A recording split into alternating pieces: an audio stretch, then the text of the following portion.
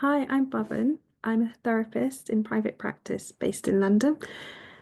As I'm still navigating winter here in the UK, I thought it might be nice to reflect on five things that support me during the season. So currently, and I guess I've been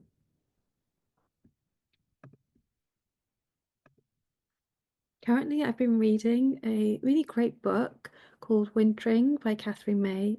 For me, it feels like such a gentle read, almost. It's a beautiful, slow energy that feels like a true reflection of winter. It's part memoir, part cultural reflection, and also part gentle philosophy about what it means to move through hard seasons in life.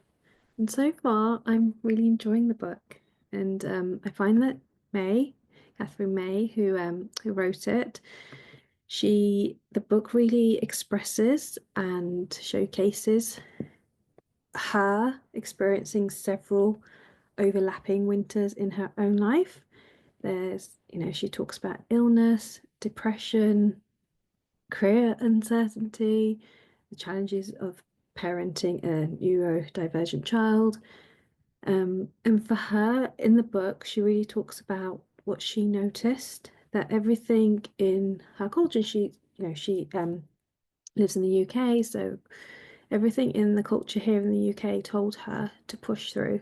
The narrative was stay strong, stay productive, and keep going.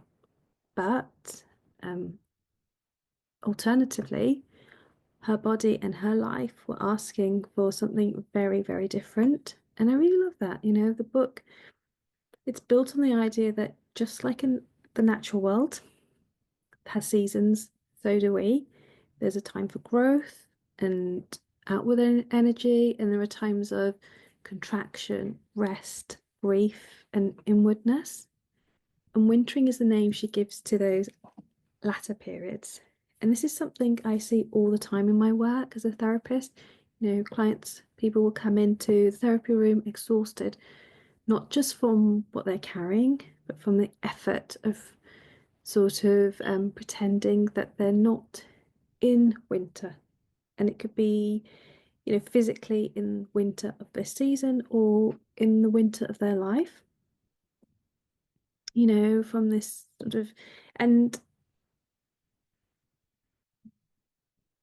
from trying to perform spring energy when their system is asking for something much quieter. And we notice this with, New Year's resolutions. It's almost like, okay, we're in the midst of winter, darkest winter here in the Northern Hemisphere, and we're asking ourselves, or society is asking us to be in this sort of spring energy of awakening, of growth, of being able to have the excitement and the joy to do more when actually our bodies are craving to do less. So the idea of wintering is that we're not meant to be the same all year round. We're not meant to be endlessly productive, expansive, outward facing beings. We have seasons, again, just like nature does. And this is constant, and this is something I've really leaned into over the past couple of years. Um, I used to resent the changing of seasons from summer to autumn, and then I'd get really excited about the return of spring, which, for me, heralded this real sense with the longer days and the increase of temperature of, I suppose, new opportunities, excitement, the desire to go out, having more plans. And now, alternatively, actually, my lens through which I experience winter has totally changed. Again, I used to see it as one of loss. I used to, just think, oh, it's cold, grey, rainy, and it would be that very heavy, negative energy associated with winter. But actually, something shifted. And I now really appreciate the way that winter always, it doesn't ask anything of me. Um, it's a very different energy compared to the other seasons, and I really feel it in my body. I'm slower, more inward, more sensitive. And I'm actually really, really, truly grateful for this season. And I thought it might be helpful to share 5 things that I lean into during winter, which support my desire for slowness and being more reflective rather than doing more or, having an expansive energy, which for me is more present or starts becoming more present during spring and, kind of lasts throughout spring, summer, and partway through autumn. So, the first is walking in nature.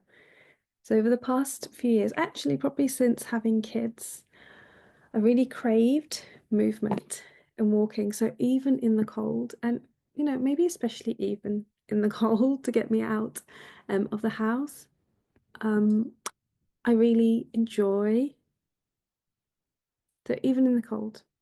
Especially in the cold, actually, it's a great way to get me out of the house during winter because I enjoy actually not having a lot of social plans during this season. Instead, I'm pottering around the house, I'm decluttering, I'm enjoying my space at home, which feels so much more appealing. But for me now, a 45-minute daily walk is a non-negotiable. It doesn't matter the weather, even if it's raining, I'll sit my wellies on. If it's super cold, I'll add base layers and like really thick gloves. So for me, there's something about winter air that is incredibly refreshing, I'd say, and sobering. And I notice that when I walk in nature, I really, maybe more than any other season, autumn potentially as well, but I really notice the beauty in the muted colours, the fresh dew clinging on the grass. There are a lot less people around, and it almost gives me permission to just slow down, enjoy the beauty that I'm surrounded by. And I just walk and I let my nervous system remember that I'm part of something much bigger than my thoughts or my to-do list. Okay. So the second one is going to watch live comedy. And I particularly love going during the colder months. For one, I usually find that it's fully booked and there's more people there. And there's something about watching live comedy with a room full of people. We're all sharing in this joyful space together. Also, I find that winter can be heavy at times, and the sense of seriousness, which just gets lifted by going to comedy clubs. And I find for me, comedy reminds me that lightness still exists. Sitting in a room with strangers, all laughing at the same moment feels strangely intimate. It's almost community without the effort, and it moves my energy around. And as a therapist, I sit with a lot of, depth of emotions, parts with my clients, and there can be a lot of pain, a lot of complexity in my work. And for me, comedy just gives me a contrast. It reminds my nervous system that expansion is still available alongside contraction. And there's something about winter evenings and warm rooms filled with laughter that feels, for me, especially nourishing. Okay, so the third one is reading a book, curled up on a sofa with a blanket, either a glass of wine or some hot chocolate. And I spent 2025 really reacquainting. I spent 2025 reacquainting myself with reading, and it's something that brings me a lot of pleasure. And it's something that brings me a lot of pleasure. I'm not on my phone. I'm not switched on. Instead, I can slow down. I can be present in the moment. And it also allows me to escape into different worlds, experience emotions through others. Um, and I find sometimes if I don't have the language to express something, I'll be reading something and the text will just sum up how I'm feeling or some of the thoughts that I've been having. And it can feel as though for me, you can feel like solidarity in that moment. Um, and that's really important. Again, linking to community, which is one of my values and something that I naturally gravitate towards. Okay, so the fourth is a hot bath. So There is something for me that is so regulating about warmth and water. I absolutely love water, whether that's swimming in the sea, sitting by the edge of a lake and watching sort of the ripples across the surface, or immersing myself in a scalding, and it has to be scalding, hot bath. And I will fill it with bath oils and Epsom salts. And for me, a bath is like a sanctuary. I feel held by the warmth of it. There's silence, and my mind just sort of settles, and my muscles can start to relax. Sometimes I'll make it into I guess, more of a ritual and light a candle.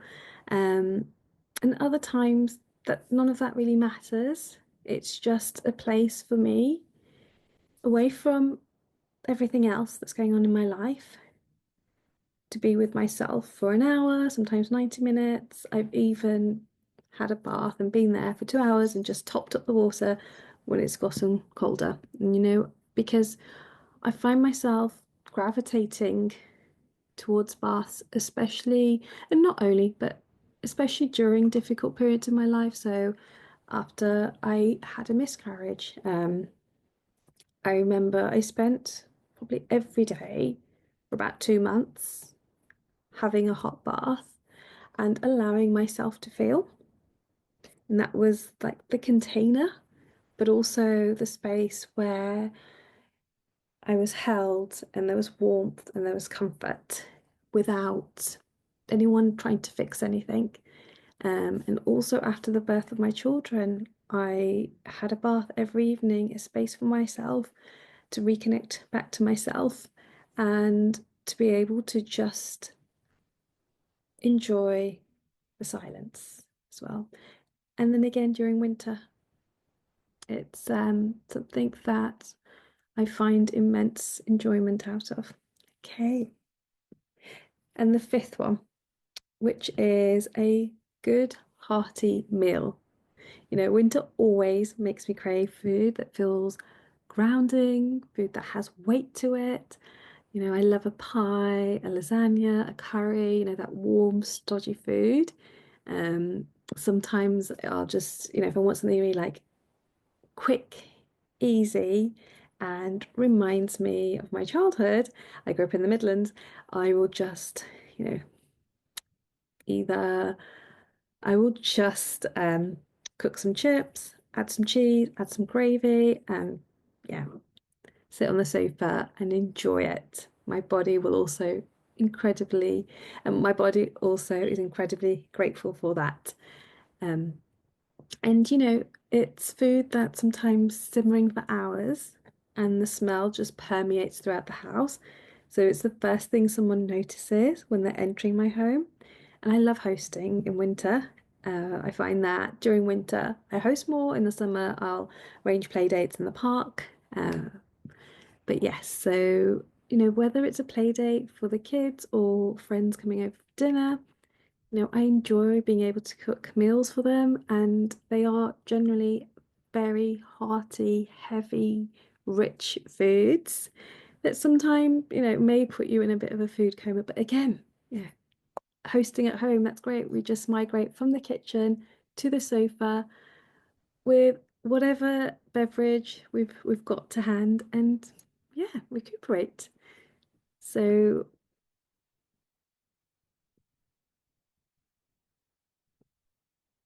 for me, food is a way to express my love for those I care about. There's something deeply regulating about sort of feeding yourself really well in this season, about saying to your body, I'm listening.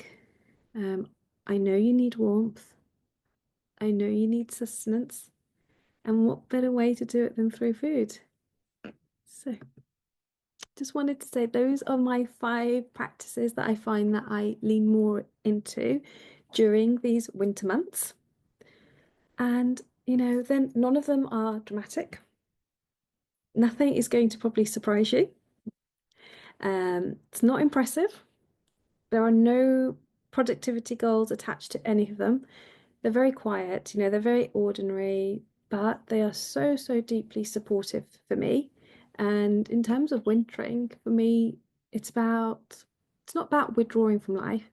It's about meeting life more gently. I really lean into activities and connection that give me joy and allow me to feel grounded. So, hope you enjoyed that. So, thank you for listening. Thank you for watching. And I hope, yeah, I hope that allows you space. Thank you for listening. Thank you for watching. And I hope it gives maybe some inspiration or permission to slow down. Thank you.